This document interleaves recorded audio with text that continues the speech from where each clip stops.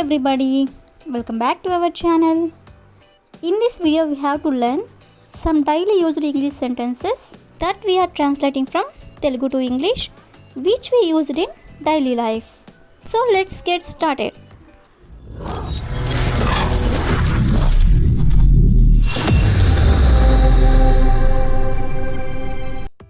Before going to the topic, if you like this video, please like and share to your friends and family members, and also don't forget to subscribe my channel.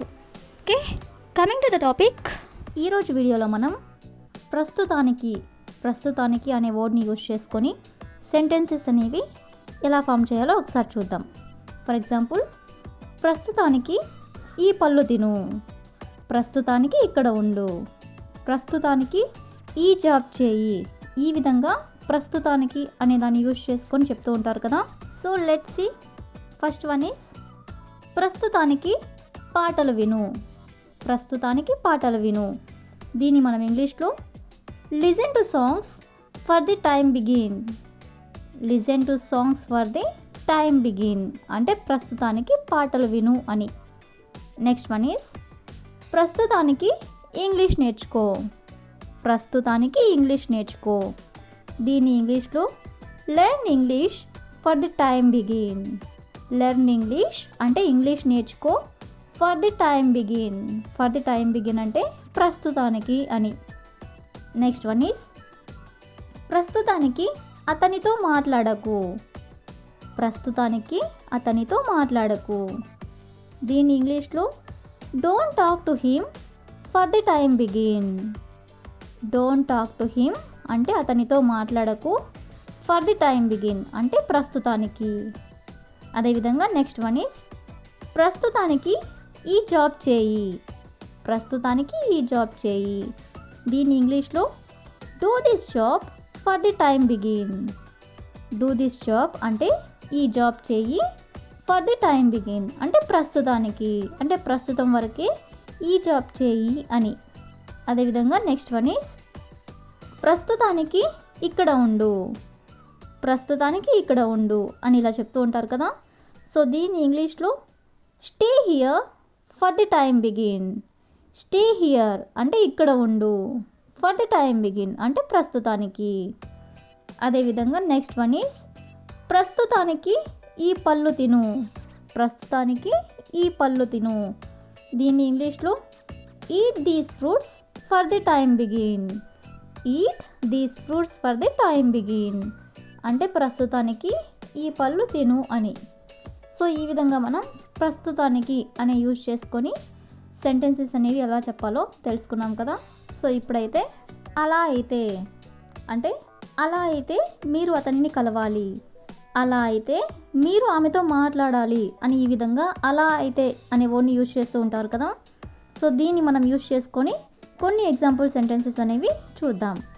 First one is అలా అయితే అతను ఆమె సహాయం అడగాలి. అలా అయితే అతను ఆమె సహాయం అడగాలి. సో దీన్ని మనం ఇంగ్లీష్లో if that the case then he should seek her help. If that's the case అంటే అలా అయితే then he should seek her help అంటే అతను ఆమె సహాయం అడగాలి అని. అదేవిధంగా నెక్స్ట్ వన్ ఈస్ అలా అయితే నువ్వు ఇంగ్లీష్ నేర్చుకోవాలి. అలా అయితే నువ్వు ఇంగ్లీష్ నేర్చుకోవాలి. సో దీన్ని ఎలా చెప్పాలంటే if that's the case then you should learn English. If that's the case అంటే అలా అయితే then you should learn English అంటే నువ్వు ఇంగ్లీష్ నేర్చుకోవాలి అని. నెక్స్ట్ వన్ ఈస్ అలా అయితే మనం అక్కడికి వెళ్ళాలి. అలా అయితే మనం అక్కడికి వెళ్ళాలి. సో దీని ఇంగ్లీష్లో if that's the case then we should go there. If that's the case అంటే అలా అయితే then we should go there అంటే మనం అక్కడికి వెళ్ళాలి. నెక్స్ట్ వన్ ఈస్ అలా అయితే మనం అతనిని ఒప్పించాలి. అలా అయితే మనం అతనిని ఒప్పించాలి. సో దీని ఇంగ్లీష్లో if that's the case then we should convince him. If that's the case అంటే అలా అయితే then we should convince him అంటే మనం అతనిని ఒప్పించాలి అని. కన్విన్స్ అంటే ఒప్పించడం. మనం అతనిని ఒప్పించాలి అనేదాన్ని we should convince him. Next one is అలా అయితే నువ్వు అతనికి హెల్ప్ చేయాలి. అలా అయితే నువ్వు అతనికి హెల్ప్ చేయాలి. సో దీని ఇంగ్లీష్లో if that's the case then you should help him. If that's the case అంటే అలా అయితే, then you should help him అంటే నువ్వు అతనికి హెల్ప్ చేయాలి అని. సో ఈ విధంగా మనం అలా అయితే అనే వర్డ్ని యూజ్ చేసుకొని సెంటెన్సెస్ అనేవి ఎలా ఫామ్ చేయాలో తెలుసుకున్నాం కదా. సో ఇప్పుడైతే నేను ఎప్పుడు తొందరగా అనే వర్డ్ని యూజ్ చేసుకొని కొన్ని సెంటెన్సెస్ అనేవి చూద్దాం. ఫర్ ఎగ్జాంపుల్, నేను ఎప్పుడు తొందరగా వస్తాను. నేను ఎప్పుడు తొందరగా నా పని పూర్తి చేస్తాను. నేను ఎప్పుడు తొందరగా నా డిన్నర్ చేస్తాను. నేను ఎప్పుడు తొందరగా నిద్రలేస్తాను. సో ఈ విధంగా నేను ఎప్పుడు అనే వర్డ్ని యూజ్ చేసుకొని కొన్ని సెంటెన్సెస్ అనేవి చూద్దాం.